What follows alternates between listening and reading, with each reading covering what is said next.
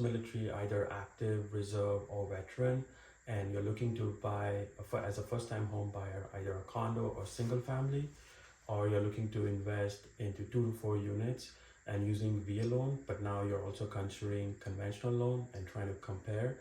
So this video is for you. I'll be going through side by side about both the loans and try to keep it as simple as possible with no fluff or BS. So let's get into it. Hi, my name is Ashwin. I'm a Chicago VA Realtor. I primarily work with military clients who are either looking to buy their first home, either condo or single family, or they're looking to invest in 2 to 4 units in Chicago area or nearby suburbs. And I like to share the information and as simple as possible and keep it straight and honest. Down payment. If you're looking to buy a house using VA loan, then it's zero down, meaning you put zero money as part of the down payment.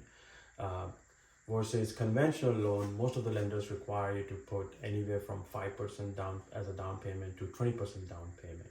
So to give you some numbers, if you're looking to buy a $350,000 house in Chicago, your down payment at a 5% is $17,500 to up to $70,000 as a 20% down payment.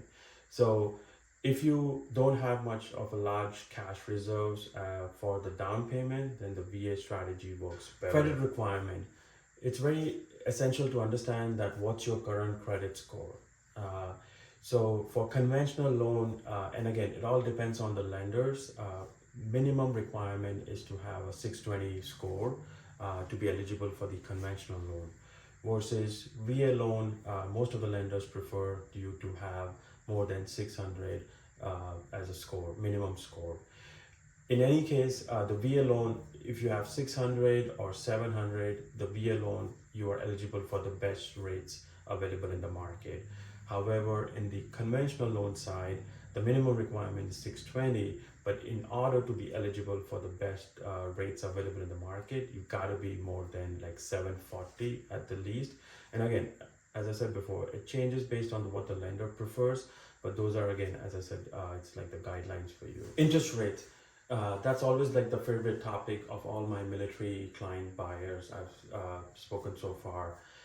Generally, the VA loans are the interest rates are slightly lower than the conventional loan, which may not make a difference in terms of your monthly payment. However, when you calculate at a 30-year spread, it could be a substantial amount. The one thing to keep in mind is that the interest rates are not fixed for each and every lender. So it all depends on what the lenders are offering in terms of the interest rate. So I always recommend to shop around and at least get 2 to 3 loan estimates from different lenders. So you can kind of compare apples to apples, which lender might work better or has more competitive rates. Property requirement. This is where most of the sellers or their listing agent don't like the VA loan for the lack of their knowledge and understanding how the VA loan operates.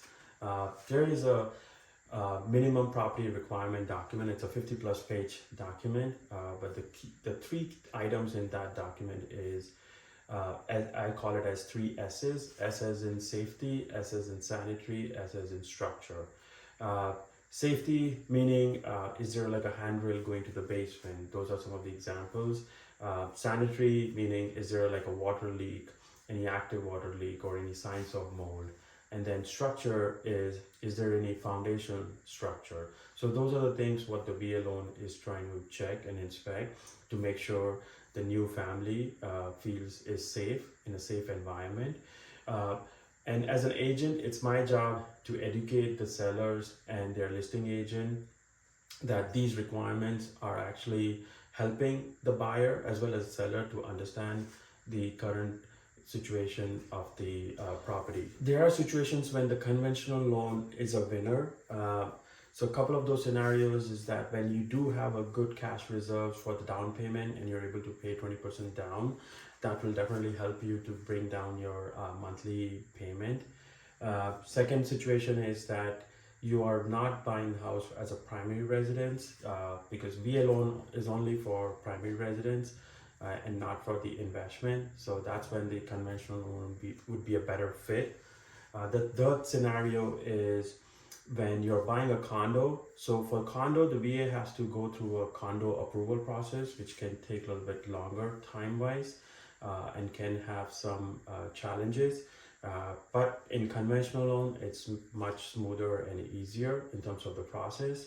And the fourth situation is you have already used the VA loan, you're trying to use the second time, but you don't have much left in your VA entitlement to buy the second property. That's when a conventional loan route would be a better option. So let me give you a quick summarized version of VA loan versus conventional loan.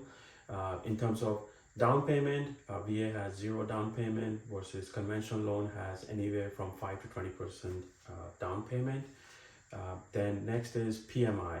PMI is only for the conventional loan. There is no PMI for the VA loan, and the PMI is for conventional only up to 20% equity in the property.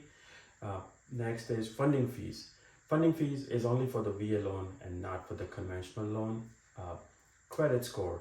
Credit score, when it comes to VA loan, is more flexible compared to the conventional loan. Next is interest rate.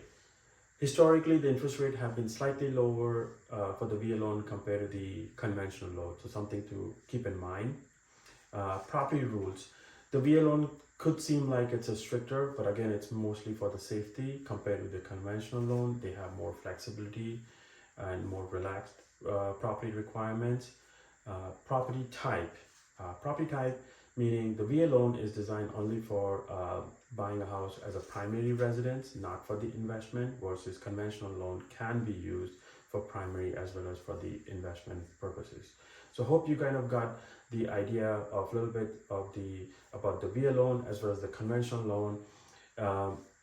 My personal preference is always to use the VA loan because you do save a quite chunk of money in terms of by doing a 0 down payment. So that's like the money in the pocket. So I always like that proposal. Market reality check. So far we went through the comparison and understanding between the VA loan versus conventional loan, but this is my favorite topic where I want to share what the real market in reality of how the market looks at the VA loan. So I would say the VA loan has negative perception, and most of the sellers and their listing agent who don't normally deal with the VA loan have not a good understanding and knowledge about the VA loan. The one thing I would add is that over the time, the VA loan also has modified or changed some of their rules to make it more easy transaction.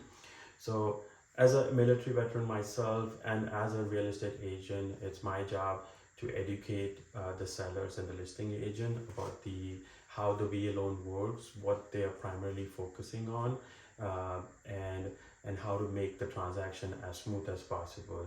So usually I try to set the right expectation for the buyer as well as the seller.